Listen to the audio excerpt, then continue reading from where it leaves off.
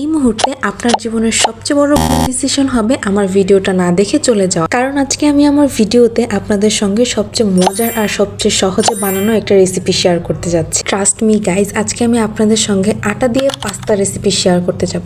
আটা দিয়ে পাস্তা তৈরি করে দেখাবো বাসার মধ্যে। যারা কিনা আমার মতো পাস্তা লাভার তারা এই ভিডিওটা দেখলে একেবারেই জিতে যাবে। প্রথম যখন আমি এই রেসিপিটার কথা শুনেছিলাম আমার আম্মুর মুখে, তখন আমিও অনেক বেশি অবাক হয়েছিলাম, কিন্তু বানানোর পর অনেক বেশি মজা লেগেছে খেতে। প্রথমে আপনাদের কাজ হচ্ছে রুটি বানানোর জন্য আটাটাকে যেভাবে ডো বানান ঠিক ওইভাবে করে ডো বানিয়ে নেবেন আর এরপর রুটির মতো করে বেলে নেবেন। কিন্তু এই রুটিটা বেশি পাতলা হতে হবে, আর পাতলা করে রুটি বেলে নেওয়ার পর আপনারা চাইলে নুডলসের মতো করে কেটে নিতে পারবেন, ঠিক যেভাবে আমি কেটে নিচ্ছি।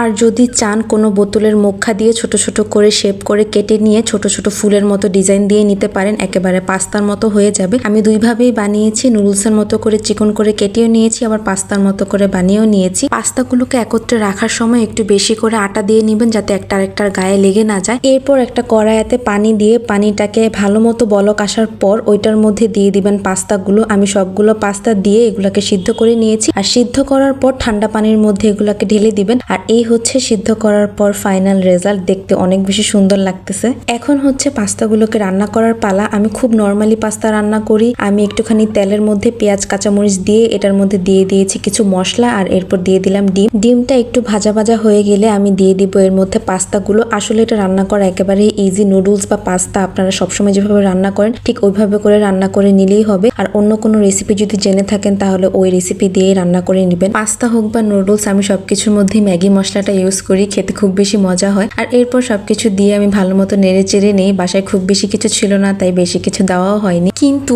অনেক অল্প জিনিস দিয়ে রান্না করার পরেও এটা খেতে অনেক ভালো লাগছিল, অনেক মজা হয়েছিল। যদি আপনারা সত্যি সত্যি এই মজাটা টেস্ট করতে চান অবশ্যই বাসায় ট্রাই করে আমাকে জানাবেন। তো এই ছিল আজকের ভিডিওটি, ভালো লেগে থাকলে জানাবেন। আল্লাহ হাফেজ।